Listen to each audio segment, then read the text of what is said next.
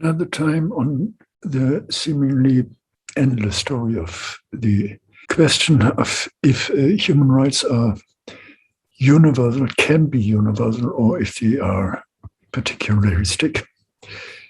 There are different strands on it. And I want to turn the question around, not beginning with the question if human rights are universal or particularistic, but with the question what we actually mean when we talk about humans, human beings. And then the question is universal human beings, and what does this universality of human being actually mean? This is an attempt, at least, to get another idea of what we mean by human rights, actually, in general. And it is starting from this point of what do we mean, what is it actually when we talk about humanity? If we start from the biological, existential, in this way, existential level, we can, of course, make some basic things out, saying that it is, yes, actually about very trivial statement, apparently, the human existence as a biological effect. Even then, we faced a problem that first, this is, of course, something that depends on historical circumstances, on the given conditions under which this biological existence is based, or on which it is possible. And then even we come to more differentiated aspects of this question, looking at the definition of the World Health Organization, that it is a differentiated definition, not simply reduced on health in strictly biological terms, but that it includes actually historical aspects, societal aspects, and not least psychological aspects. So we are already in some way, I wouldn't say in trouble, but face the problem of defining human existence as such, human beings. Then we face another dimension of this question. Can we actually say that there are naturally given biological aspects that define this human existence? The problem of this is actually becoming clear when we look at the fascist ideology in Germany, when they actually claimed what the exact biological issue of existence is, justifying in this way, justifying in recurrence of on natural biological aspects, the mass euthanasia. So in this way, it is, or we should at least accept that it is not easy, not simple to refer to something like biological existence as a universal given. Another aspect of universality is, of course, that first and foremost, human beings are social beings. This is, in general terms at least, widely acknowledged. And we can see that even the individualization, the process of individualization, is in a very severe way defined as process of socialization. The famous words by Karl Marx that individualization is only possible in society and with reference to society. It is, and this is a very important aspect, it is not least an aspect of demarcation, of separation, of defining this individual as special, as distinct from the rest of the social existence. But what I think is crucial when we define this dimension of the social being, it is that we are looking at the social production of life, the social production of everyday's life, and of course, the social production in economic terms of producing life as such, in biological terms, procreation, that we produce the means of production and that we produce those means that we are consuming. This is frequently underestimated, especially as we think too often about economic aspects when it comes to the term of production. Production is a social process, and it is as well a process where we define, where we produce our daily life. Our daily life, how we interact with others, if we interact with others, and so on and so forth. Of course, there are different levels, different layers to it. If it is the person who is next to us physically, if it is about relatives, if it is about a larger community, a community of strangers, a community of professional or interest groups, a community of nationals. So this is important, the production of daily life. How do we actually live? This can be easily related to economic terms, in terms of accumulation regime. But it is important here that it is not about this economic aspect, but something really about basic aspects of daily life. This, of course, defines human existence, not least, and this refers to every human existence, to the individual and to social groups and so on and so forth. This defines us as agency. In specific ways, how do we actually act?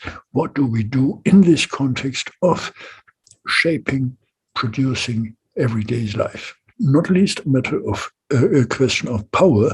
How far do we have actually, how far are we in control of this daily life and how we live? This is not just a psychological aspect. Of course, this plays a major role as well. But here I'm talking about the social aspect in terms of the ability to control the conditions that determine in which way I can decide about how I live. This issue of how I live, producing daily life, is not least a matter of communication. How do I communicate with other people? What do I communicate? What can I communicate? And a second aspect of this is self-fulfillment. Self-fulfillment meaning identifying myself as being part of this, what I said, being a social being, social existence. Even as an individual, I need this social context, as said, to realize myself, to have a fulfilled life. I will not be in a position to have this simply on my own without any way of communication, without any reference to others. Self-fulfillment, communication with others is not least linked to the question of legitimacy.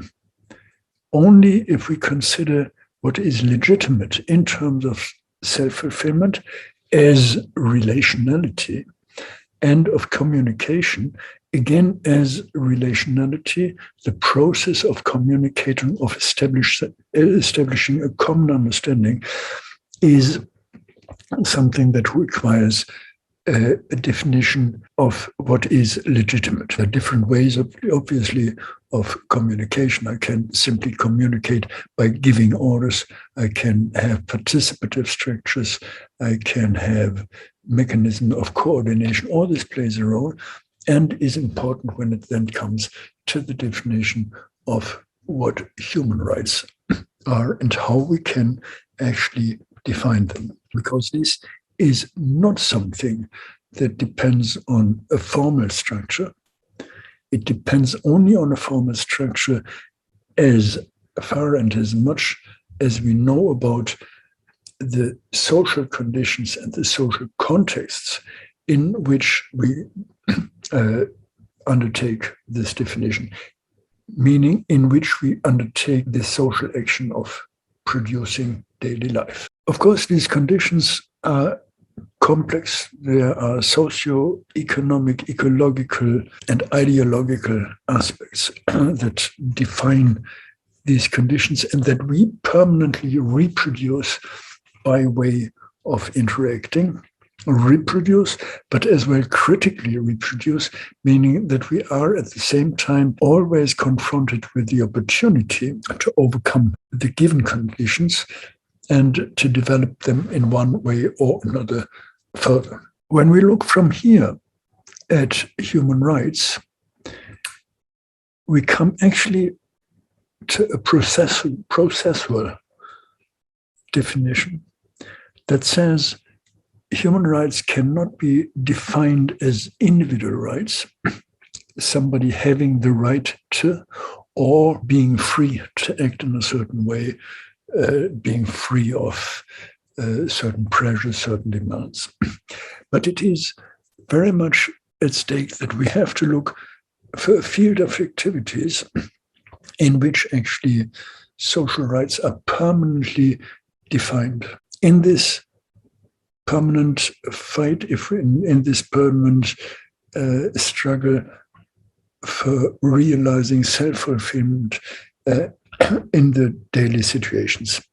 It is about work, it is about leisure time, it is about caring, it is about simply enjoying our surrounding, and not least it is, of course, about political issues, meaning specific institutions that frame our actions, allowing us then to shape our communities. So we come to the following definitions, the following aspects of the definition, namely that they are variable and context sensitive. There is no right as such, but it always depends on the context. And sometimes it is about equality, sometimes it is about acknowledging inequality, because preceding inequality cannot be answered by simply equality. If the opportunities at an early stage are not given, for instance, education, we can say that we need a kind of compensation at a later stage that makes it possible to really have the equal opportunities at a later stage. Then we come to the difficult question of having, of course, on the one hand, the societal relevance or reference in terms of positive rights, meaning society has to secure certain conditions, making it possible for everybody to realize his or her potential. And the negative right, nevertheless, that society is relevant in terms of refraining from interfering into life to an extent that actually means loss of control. Instead of self-fulfillment, self-determination, determination by others, by the society as such. And this means that we are talking about social spaces, and there we have another dimension coming into play, namely the person orientation. It is person orientation as it is only the person and personality that can develop this understanding not of individual rights, but of rights of interaction. That means as well interaction in terms of accepting obligations. There's hardly any understanding, any idea of individual rights without individual obligations, or any understanding of rights without understanding of obligations in this context. So at the very core, it is really about thinking, establishing an understanding of human rights that takes two major aspects into account: relationality and processuality. If we do so, we cannot really come to something that is particular as human rights defended against others. But we can come at most, even if this is still somewhat dissatisfying, we come at most to the definition or the demand for spaces that allow to articulate individual rights, individual beings, particularist interests, always, and this is the crucial point, always in need to be negotiated with others. We, as I think, are in this way avoiding this problem of defining rights as such. And with this, of course, everybody claiming, being able to claim his or her rights, particular rights, as most important, be it really individual rights or be it group rights, group interests. If we look at this dimension, at this way of defining, we have something else. We are not talking about universalism or particularism when it comes to the definition of rights, but we take a completely different approach and say it is the space we provide to articulate what I've been saying before, that we articulate the idea of this is our understanding of self-fulfillment in terms of producing the social and producing as social beings. I hope this gives some ideas about hopefully productive discussion on the issue of human rights and their universal or particularist character.